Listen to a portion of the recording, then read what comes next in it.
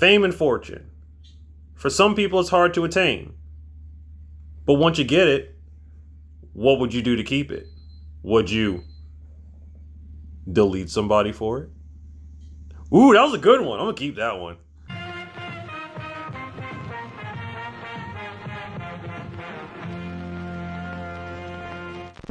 Sorry if I had to go all Dateline on y'all, but I swear this is a true story, and it's crazy.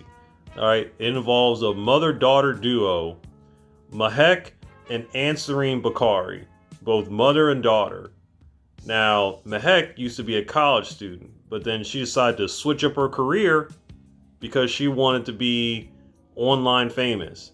So she dropped out of school and then started doing Instagram and TikTok full time. And her mother, who used to work as like a drug pharmacist and used to do deliveries, she decided to leave her job to become her daughter's manager.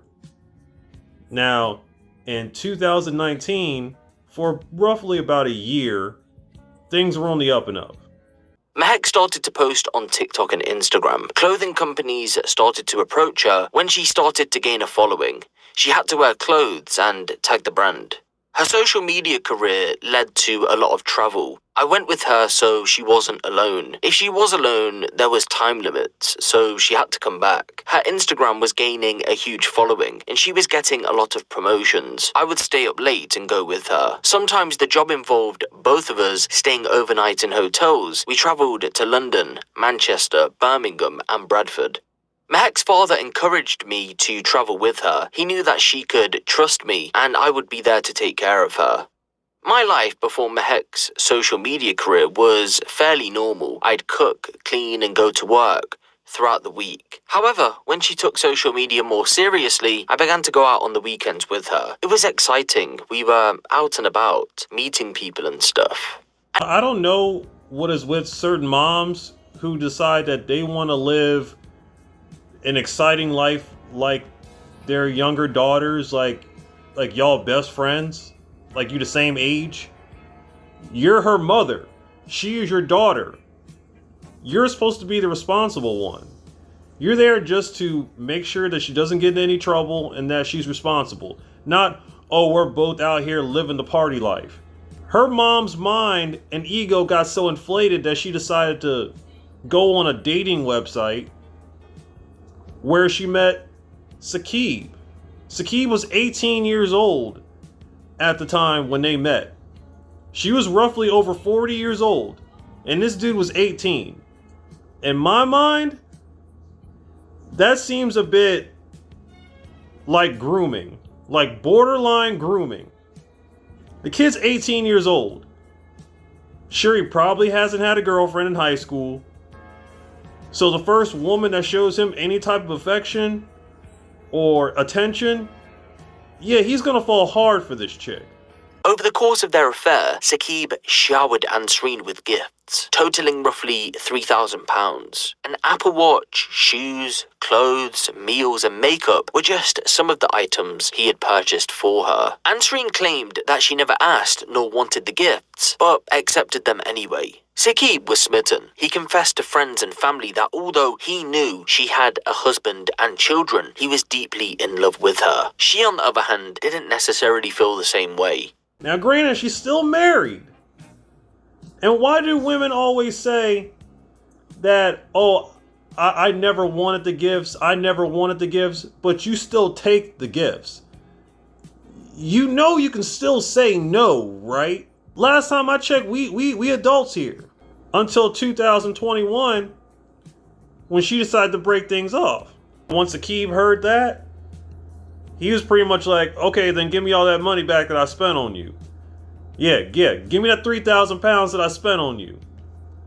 And then when he wasn't going to get his money back, he resorted to a new tactic: blackmail. Saqib Hussain came up with a blackmail scheme in where he threatened to share nude images and videos of Ansreen and expose their relationship to not only Ansreen's husband and her son, but rather social media as well. The revelation of the affair would ruin Ansreen's marriage and damage her reputation. It would also impact Mehek's relationship with her father and would cause damage to Mehek's online influence. Ansreen was all ears. "You dumb bitch. I'll send your son nude pictures of you. I'll ruin it. I don't give a shit. When I'm mad, I'm mad. I have nothing to lose. I'll send videos to your whole family. I'll tell your husband everything. You know what I'm capable of. I'm going to send your son one nude of you first. Your son's gonna see them videos now of us in the hotel, okay? Don't make me look everything up. Don't say I didn't tell you. I'm giving you a last chance. I'll send now. Your son's going to see them videos and pics. Are you going to call, or shall I make your husband mad?" I told you the story was crazy. Now remember when I asked you at the beginning of this video, what would you do to keep fame and fortune? Yeah, well, Saqib was threatening to ruin Mehek's entire social media platform. And once she heard that, this is what she had to say in return. Mehek had this to say to Saqib: "You little narcissistic bastard. I know what game you're playing. You'll get the message soon. You'll see movement soon. This year, you'll be gone." She then sent this to her mother. "I'll soon get him jumped by guys, and he won't know what day it is." So they finally agreed on the spot in order for him to get his 3,000 pounds. But the problem is that Saqib didn't have a car. He didn't drive. And the distance from where he lived to where the meeting point was a pretty far distance. So he found a friend to give him a ride. Enters Muhammad, who was willing to give him that ride.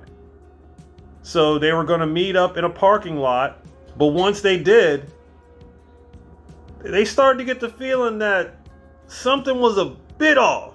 Saqib and Mohammed were now being pursued by Mehek's Audi TT and Natasha's Seat Leon. However, the girls weren't driving. Instead, Rakan got behind the wheel of the Audi whilst Race drove the Seat. After fleeing from Tesco, the boys weren't too sure if they were being chased by at least the Seat. It had been quite close behind them, so they needed to double check.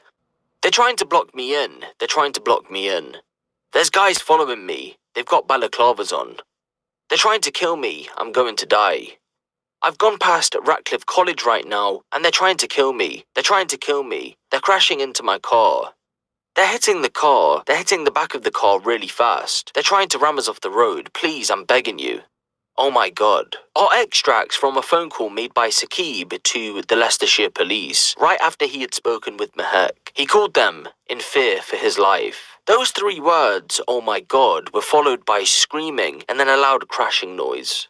Unfortunately, Saqib and Muhammad did not survive, and they were killed in the crash. All parties involved tried to act like nothing happened until they were brought in for questioning involving the incident.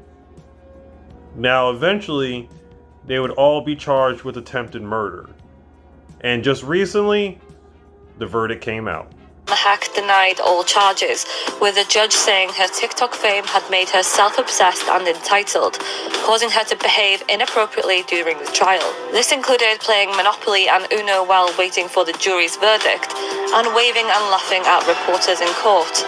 Bakari dropped out of uni to become an influencer. The judge said if she hadn't done so, she'd be a graduate with her whole life in front of her. Mehek and her mum Ansreen and 2 other men involved were found guilty of murder and sentenced to life, and 3 others were convicted of manslaughter. Mehek Bakari showed no emotion as she was sentenced. Fame and fortune is not worth losing a life over. Now, you had your whole life ahead of you. Now you're spending life in prison because of it. And unfortunately, 2 lives were lost as a result of this whole thing that transpired. But at least the families got some type of justice by putting these people behind bars, because they clearly had no sympathy at all for the acts that they committed. Actions have consequences, people.